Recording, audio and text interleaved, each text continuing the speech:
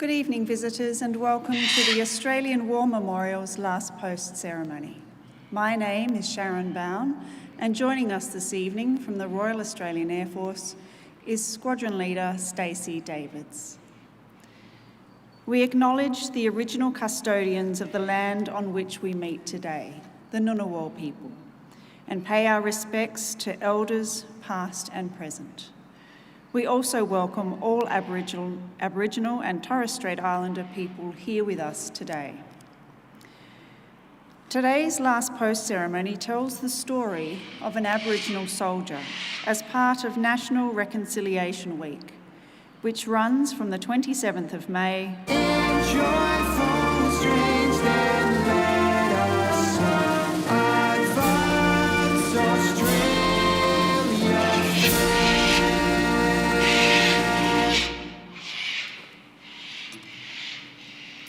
Those requiring a seat, please be seated. The Australian War Memorial was the vision of Charles Bean, Australia's First World War official historian. Bean landed with the Australian troops and stayed with them at the front through to the end of the war. The idea of this national memorial and museum came to him at Pozières, France, in the depths of the bloody fighting of 1916. Bean's idea was that this would be a place where family and friends could mourn loved ones buried in faraway places. It would also be a place that could help all Australians understand what these men and women had endured and what they had done for us. Bean's vision, to which we remain true, is best expressed as inscribed in the entrance to the memorial's galleries. Here is their spirit, in the heart of the land they loved, and here we guard the record which they themselves made. Tonight we will read the story behind just one of those on the Roll of Honour, which lists the names of more than 102,000 men and women who have given their lives for us in war and on operations for more than a century. But first we present a lament, Flowers of the Forest. Wreaths or floral tributes will now be laid at the base of the pool of reflection.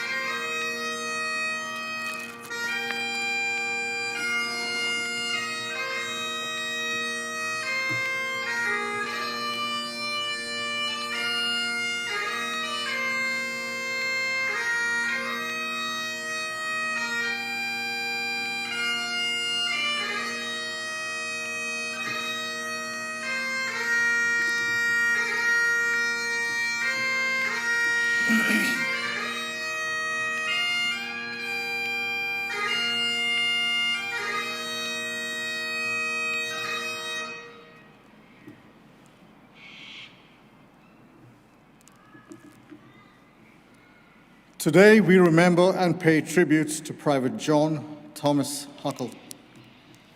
John Huckle was born in Condobolin, New South Wales in 1893, the son of the recently married John and Cora Huckle, known as Hannah. A Wiradjuri man of European descent, John Huckle attended the local public school in Uabalong. Little else is known of his early life, other than that he went on to work in the Uabalong district as a rural laborer. Despite rules preventing men of Aboriginal descent from enlisting, John Huckle successfully joined the Australian Imperial Force in October 1916.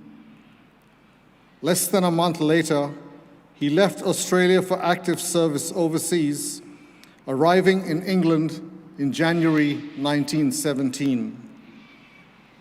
He continued training on Salisbury Plain for some months, finally joining his battalion in France shortly after it fought in the Second Battle of Bullecourt in May 1917. Private Huckle remained with his battalion for the next 5 months. On the 2nd of October 1917, the 1st Battalion entered the front line to participate in the Battle of Brood Cinder. At some point over the next 2 days, Private Huckle went missing. It was later determined he had been killed in action on the 3rd of October 1917, before the battle began. The manner of his death was not recorded. Huckle's body was recovered from the battlefield, and today he lies in Aeroplane Cemetery near Ypres in Belgium under the words, "He answered his duty's call." He was 24 years old. In the 1930s, a young boy named Bede McDonough was shown a British War Medal from the Great War by an older boy of Aboriginal descent. He offered the boy 2 bob for it and kept it for more than 70 years. Despite the name on the medal being filed off, it was later identified as belonging to John Huckle, who had been awarded it on behalf of his son. In 2012, Bede McDonough was able to return the medal to John Huckle's great-nephew, named John Huckle in his great-uncle's honor. His name is listed on the Roll of Honor on my right among almost 62,000 Australians who died while serving in the First World War. His photograph is displayed today beside the pool of reflection. This is but one of the many stories of service and sacrifice told here at the Australian War Memorial. We now remember Private John Thomas Huckle, who gave his life for us, for our freedoms, and in the hope of a better world.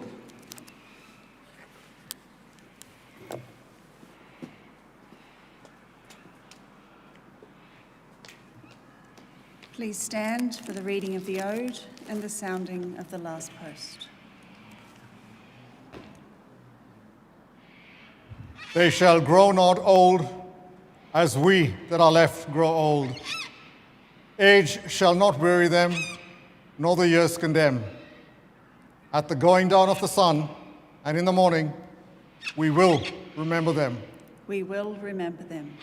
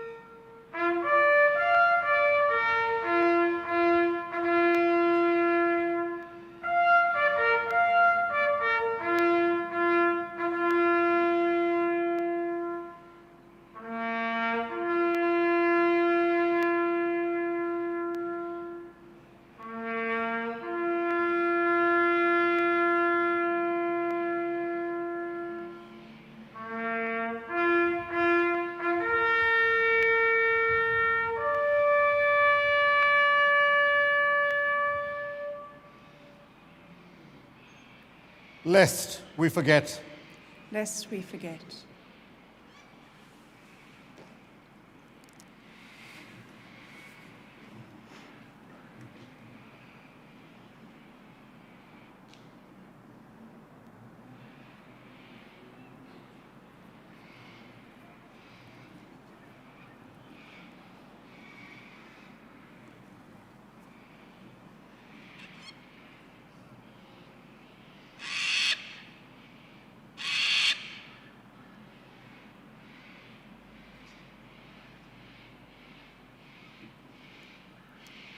We leave you this evening with the words of the memorial's founder, Charles Bean. Many a man lying out there at Poziere or in the low scrub at Gallipoli, with his poor, tired senses barely working through the fever of his brain, has thought in his last moments, well, it's over. But in Australia, they will be proud of this. Ladies and gentlemen, girls and boys, that concludes the last post ceremony. We thank you all for visiting the Australian War Memorial, and we wish you all a good evening. Thank you.